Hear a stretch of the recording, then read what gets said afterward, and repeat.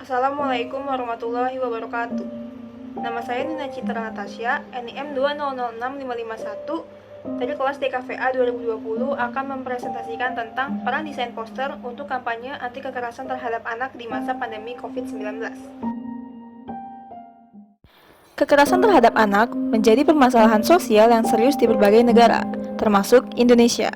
Kekerasan dalam arti sempit merujuk pada tindakan berupa serangan, perusakan, dan penghancuran terhadap fisik serta mental seseorang. Kekerasan bisa terjadi kepada siapa saja, tanpa membedakan status sosial, ekonomi, agama, tingkat pendidikan, maupun usia, dan dapat terjadi di mana saja, di sekolah, di tempat umum, bahkan di tempat yang kita kira paling aman sekalipun, yaitu rumah, atau yang sering disebut sebagai kekerasan domestik atau kekerasan dalam rumah tangga. Ironisnya, anak-anak seringkali menjadi korban dari kekerasan, baik secara fisik, psikis, ataupun emosional. Angka kasus kekerasan pada anak meningkat setiap tahunnya. Ironisnya lagi, di masa pandemi COVID-19, angka tersebut meningkat secara drastis. Kementerian Pemberdayaan Perempuan dan Perlindungan Anak menyatakan, kasus kekerasan pada anak meningkat menjadi lebih dari 7.190 kasus di masa pandemi dibandingkan dengan tahun sebelumnya yang berjumlah 2.850 kasus. Angka tersebut tidak termasuk kasus yang belum dilaporkan. Oleh karena itu, hal ini menunjukkan bahwa kekerasan terhadap anak merupakan masalah sosial yang serius, sehingga perlu adanya perhatian dan penanganan. Peningkatan angka tersebut terjadi karena berbagai faktor, seperti faktor psikologis, faktor sosial, lingkungan, ekonomi, dan lain-lain. Terlebih pada masa pandemi ini, banyak sekali orang yang terkena dampaknya, mulai dari pemberhentian kerja, kurangnya pemasukan, hingga terpukulnya ekonomi. Tentu saja, cara setiap orang dalam menghadapi situasi yang serba terbatas dan sulit ini berbeda. Ada yang menghadapinya dengan optimis, ada pula yang semakin terpuruk oleh keadaan dengan ketidakmampuannya dalam mengendalikan emosi. Terlebih dengan adanya kebijakan pembatasan sosial, menyebabkan segala rutinitas dibatasi dan dilakukan dari rumah. Mungkin, bagi beberapa orang, bukanlah masalah yang besar untuk menghabiskan waktunya di rumah. Namun, bagi beberapa anak hal itu justru menjadi malapetaka, terutama bagi anak-anak korban kekerasan domestik yang memiliki kekhawatiran akan berada di rumah dengan waktu yang lebih panjang bersama pelaku kekerasan. Berdasarkan data Simfoni PPA, pada 1 Januari sampai 19 Juni 2020 telah terjadi 3.087 kasus kekerasan terhadap anak. Di antaranya, 852 kekerasan fisik, 768 psikis, dan 1.848 kasus kekerasan seksual. Anak-anak selalu memiliki posisi yang rawan terhadap tindak kekerasan karena kondisi fisik yang lebih lemah dari orang dewasa, serta karena anak-anak masih bergantung kepada orang-orang di sekitarnya. Faktor kultural merupakan adanya pandangan di masyarakat bahwa anak merupakan sepenuhnya milik orang tua, sehingga harus selalu patuh. Hal tersebut kerap dijadikan pembenaran atas tindak kekerasan yang dilakukan dengan alasan pendisiplinan terhadap anak.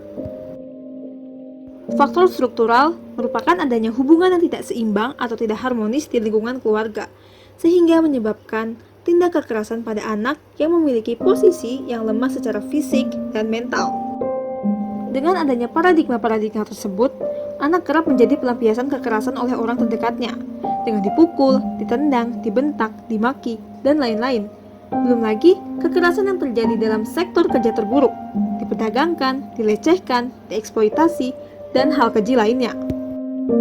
Dampaknya akan langsung mengenai fisik dan kondisi mental mereka yang akan menghambat tumbuh kembangnya, seperti anak-anak menjadi tidak percaya diri, mudah marah, sensitif, bahkan depresi.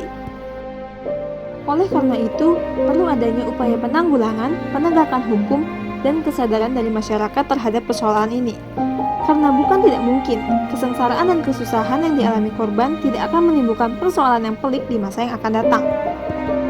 Salah satu upaya yang dapat dilakukan yaitu menciptakan kesadaran dan kepedulian masyarakat melalui kampanye sosial. Dalam kasus ini, kampanye sosial bertujuan untuk menciptakan perubahan sosial yaitu kesadaran dan perilaku sosial masyarakat menjadi lebih baik melalui pesan yang dikampanyekan.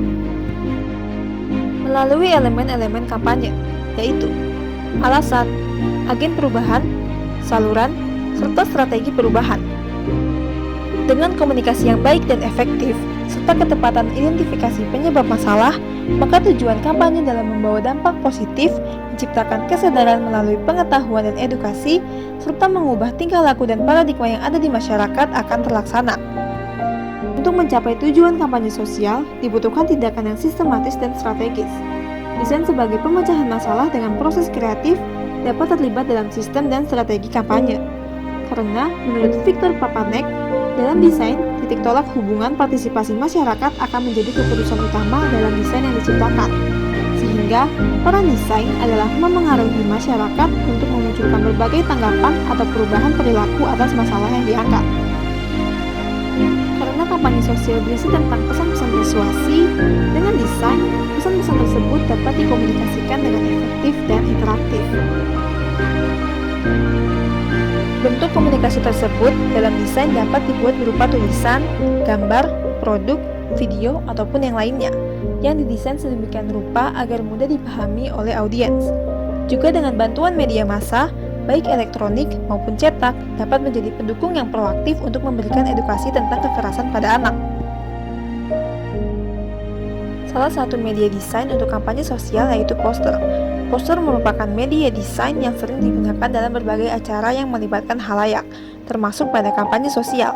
Pada umumnya, poster berisikan kalimat-kalimat persuasi pendek atau sederhana dengan bantuan warna, ilustrasi, gambar, dan sebagainya agar mudah dipahami oleh audiens. Salah satu tujuan dari kampanye sosial yaitu untuk menarik atensi serta partisipasi masyarakat terkait isu yang sedang diangkat. Dengan karakteristik poster yang fleksibel, poster dapat diaplikasikan pada berbagai media, seperti media sosial, media cetak, ataupun media massa, sehingga dapat menjaring perhatian masyarakat dengan cakupan yang lebih luas.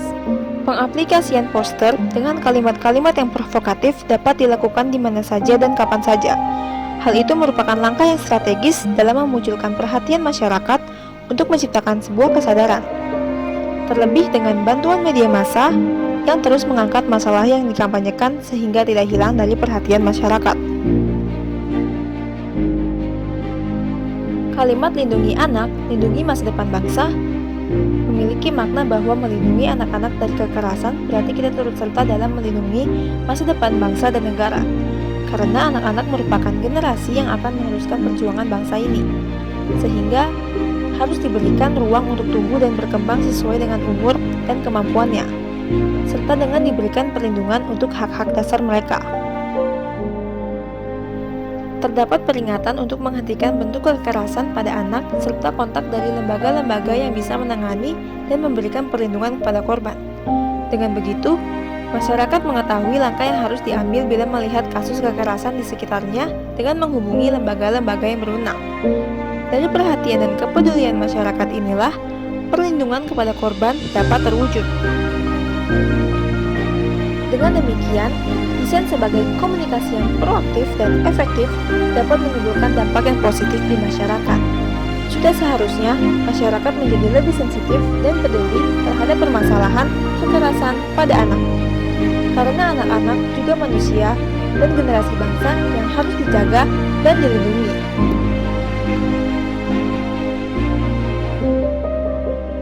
Sekian presentasi dari saya, kurang lebihnya mohon maaf. Wassalamualaikum warahmatullahi wabarakatuh.